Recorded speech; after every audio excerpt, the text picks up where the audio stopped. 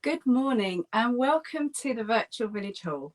Today we're talking about microgreens, and as the name suggests, you don't need a lot of room to grow them. You don't even need a garden. A windowsill, a doorstep, a conservatory will do just fine. Now, before we start, I just want to say thank you so much for joining me this morning. Please do pop into the comments and say hi. Let me know where you're watching from. Let me know where you're gardening from. And what's your gardening style?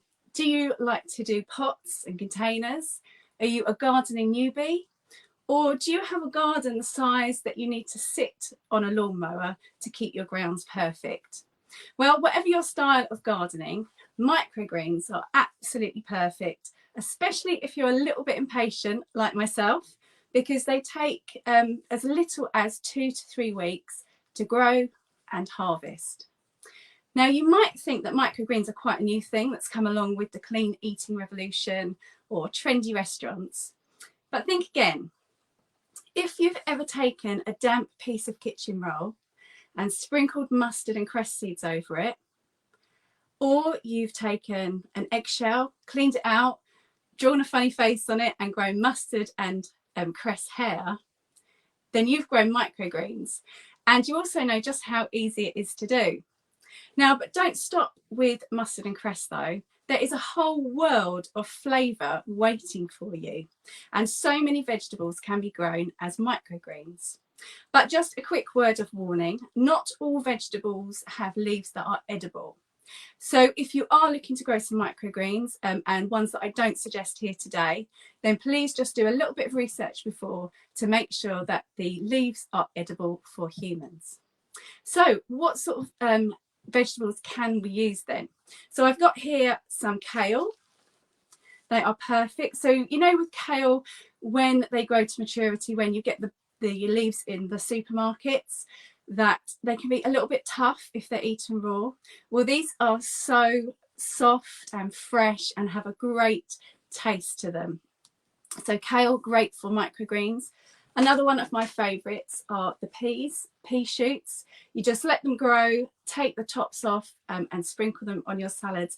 And it is like eating peas straight from the pod. So fresh, so nice. Some other ones that you can use, I've got some beetroot here that adds great colour to your plate. Another type of kale, again, some good colour, some real interest there on your salads. And I think possibly my all-time favourite, sweet corn. And it's one I'm going to show you how to do today. And it's like eating fresh sweet corn straight from the plant. A few other seeds that you can try. Have a look round in your spice cupboard. And you can use things like the coriander seed. In fact, any leafy herbs are good for this. So fennel, coriander, basil, all those leafy herbs where you eat the leaves, parsley, are great for these micro leaves, because when you think about when you grow sort of a large herb plant, that's going to take quite a while. But as I said, 2 to 3 weeks, you can be eating these. Another type of one seed that you can use that you might find in your spice cupboard is fenugreek, a really, really interesting one. And I've also got some cumin, and then this is a fennel. So how do you go about doing it? Well, I did say it was easy, which is great for me, and nice and quick as well.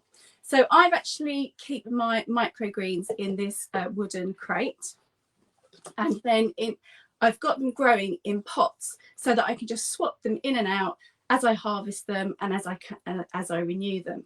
So this is a pot that I've reused. It's one that I bought a plant from the plant centre. That's gone into another container or in the ground. So now I make sure that my pot is cleaned with hot soapy water, dried it out, rinsed through and then dried out, and then it's ready for me to plant up my microgreens or sow my microgreens. So along with the pot, and also you can use many other containers. We've put some suggestions in the caption to this video. You'll also need your peat-free multi-purpose compost. You'll need some water, a watering can, and also just some labels just to mark so you know what you've sown and also when you sowed it. So nice and easy to do. Just fill your container with the compost.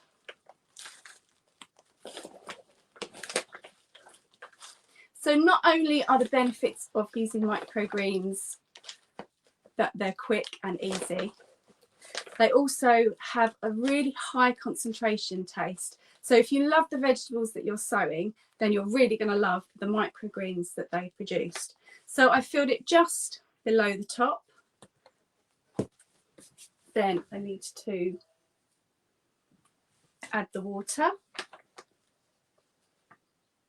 There's also evidence that microgreens contain a really high concentration of nutrients.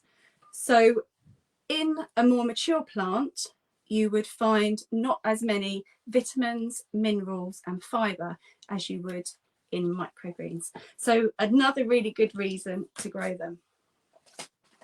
So I take my seeds, and there's about 40 seeds in here. So I'm just going to split it and sow about 20 in this pot. Now I can sow them nice and close together because the plants won't be growing to maturity. So they don't need a lot of room or a lot of depth to grow. They won't really be competing with each other because by the time they've got sort of 2 or 3 leaves on, they've been harvested and I can grow my next lot.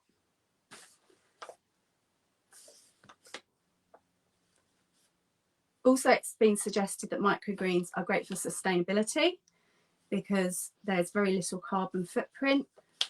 You can also, if you live in a city, you're getting really, really fresh greens from your windowsill.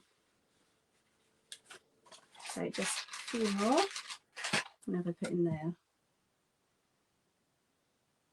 So just 4 more. So I've saved those. So in about 10 days' time, I will sow my next lot.